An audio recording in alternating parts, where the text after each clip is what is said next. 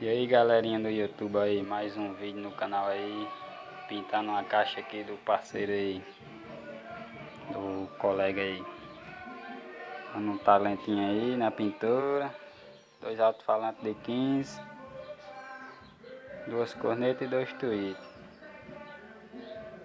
Depois mostrarei o vídeo aí ela pintadinha. Isso é pintada de preto, com as listras brancas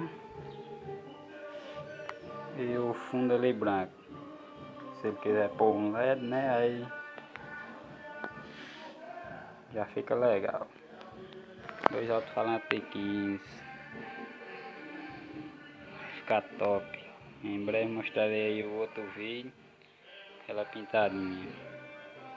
Deixa seu like aí, compartilha, dá essa força. Valeu!